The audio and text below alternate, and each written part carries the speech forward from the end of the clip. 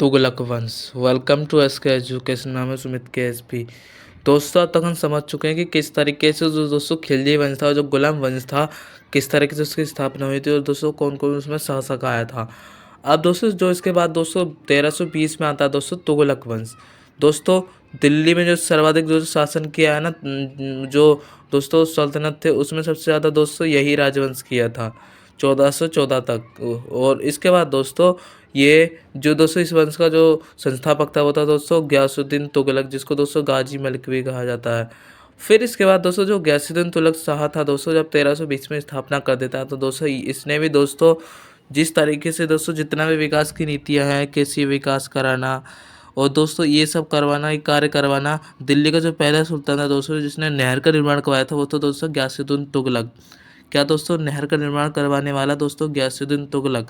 इसके बाद दोस्तों इसने दोस्तों डाक व्यवस्था को जो दोस्तों पूरे फैलाया था दोस्तों, तीरगामी बना दिया था, जिससे डाक व्यवस्था दोस्तों जो डाक जैसे डाके होते हैं ना, इस तरीके के दोस्तों इसने डाक व्यवस्था को बनाए रखा था। और जैसे एक घोड़े पे जाके दूसरे को व्यवस्था दिखाता था, पत्र दिखाता था, जैसे कबूतर के माध्यम से जैसे पत्र जाता है ना, जैसे उसी तरह से जो घोड़ों पे जाते थे लोग। तो दोस्तों वो हम आगे समझेंगे कैसे कैसे जाते थे। इसके बाद दोस्तों सुल्तान ने दोस्तों अपने समय में दोस्तों जो सूफी संस्था निजामुद्दीन औलिया, उससे ना इसके संबंध आपस में बिगड़े हुए थे। तो जब दोस्तों बंगाल विजय पे वापस आ रहा था तब वो औलिया के पास दोस्तों संदेश भेजा गया था, दिल्ली पहुंचने से पहले दिल्ली छोड़ देगा। तो औलिया ने उत्तर दिया कि हुनूस दिल्ली दूर है, इसी के लिए गयासुद्दीन तुगलक के लिए, इसलिए इसके आपस में संबंध बिगड़े थे जो निजामुद्दीन औलिया थे।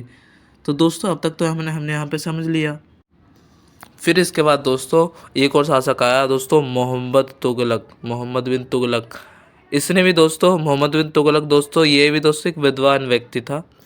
इसमें दोस्तों जो सुल्तान थे योगियों के साथ दोस्तों अच्छे संबंध रखते थे, जैसे जैसे जैन धर्म के हो गए जिन, और उनके साथ साथ अच्छे संबंध बना रखते थे दोस्तों। सुल्तान दोस्तों हिंदुओं के लिए जैसे त्यौहार था ना होली का, उसमें भाग लेता था। तो ये दोस्तों इसको कहा जाता है कि दोस्तों कि ज़्यादा योगियों के साथ अच्छे संबंध रखता था, किसी के साथ भी जैसे हिंदू है तो उसके साथ दुर्भाव नहीं करेगा। इसी समय दोस्तों ये दोस्तों दिल्ली का पहला सुल्तान था जिसने ख्वाजा मोहिउद्दीन चिश्ती को जो दरगाह था उसके दर्शन करे थे, अजमेर के पास जो पड़ता है। और इसने दोस्तों सालार जो मसूदी गाजी थे उनके दरगाह में भी दोस्तों वही रचा गया था। जैसे कि दोस्तों वहाँ पे ही दर्शन करने जाता था, जैसे जिस तरीके से अकबर दर्शन करने गया था। और फिर दोस्तों 1340 में दोस्तों सिक्कों पर दोस्तों क्या किया दोस्तों, अपना अपना नाम से अंकित करने लग गया सिक्कों पर। किस तरीके से दोस्तों हमने समझा कि क्या क्या इसने किया था। जैसे दोस्तों जब इसके नाम के सिक्के चलते थे ना, तो इसने क्या करता है कि अपने सिक्के नाम उसको हटवा देता है। जब पहले तो ये चलवाता था अपने, इसके बाद दोस्तों एक खलीफा थे जो मुस्तकफ़ी बिलहा, उनके नाम पर इस सिक्का इसने चलाया था। तो ये सब दोस्तों हमने समझ लिया। अब दोस्तों इसी में ही शासक आया था फ़िरोज़ शाह तुगलक, और इसी में ही दोस्तों फ़िरोज़ शाह तुगलक के बारे में समझते हैं दोस्तों। मोहम्मद बिन तुगलक के बाद दोस्तों उसका कोई पुत्र था नहीं, तो उसकी कोई अपना उत्तराधिकारी था नहीं। तो ये दोस्तों एक हिंदू माँ का पुत्र था फ़िरोज़ शाह तुगलक, जिसकी माँ का नाम था नेला।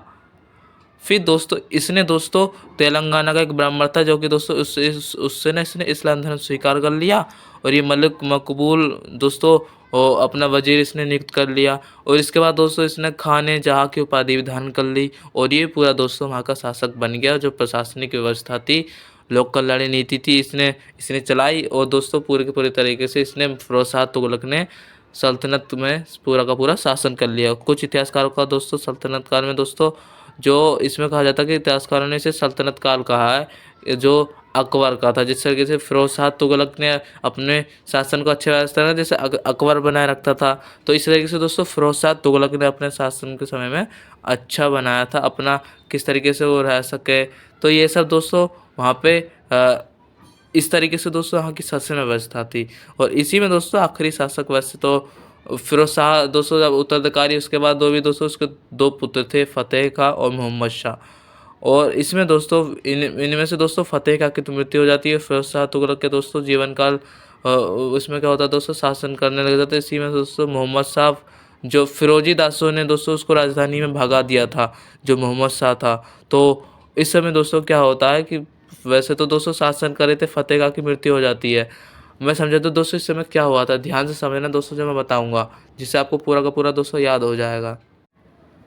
दोस्तों क्या था, जो दोस्तों मोहम्मद शाह था ना, तो इसमें दोस्तों कुछ जो वहाँ के दास थे, फिरोजी दास, वो मोहम्मद शाह को यहाँ से भगा देते हैं। तो इसमें क्या होता है दोस्तों, जो फतेह खां की मृत्यु हुई थी ना, जो उसका पुत्र था तुगलक शाह द्वितीय, तो वो उत्तराधिकारी बन जाता 1388 में। और इसके बाद दोस्तों 1389 में दोस्तों इसकी मृत्यु हो जाती, तो इसका छोटा भाई था अबरुक शाह, ये बन जाता दिल्ली का सुल्तान। और दिल्ली का सुल्तान उसके दोस्तों इसने दोस्तों 1394 तक शासन कर पाता है।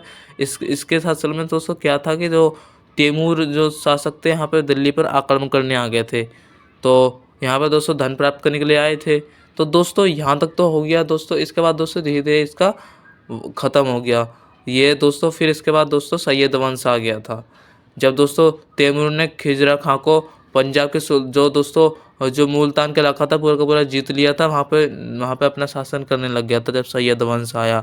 अब इसके बाद दोस्तों लोधी वंश आएगा, लेकिन दोस्तों हम उससे पहले समझेंगे कि किस तरीके से तुगलक वंश में किस तरीके से दोस्तों वहाँ की व्यवस्था थी, राजनीतिक व्यवस्था, सांस्कृतिक व्यवस्था, भौगोलिक व्यवस्था, इसके बारे में दोस्तों हम समझेंगे किस तरीके से वहाँ पे कर के बारे में कोई कैसी चीज़ें नियम बनाए गए थे। तो दोस्तों आज के लिए इतना ही दोस्तों, मिलते हैं दोस्तों नेक्स्ट वीडियो में। आज के लिए धन्यवाद।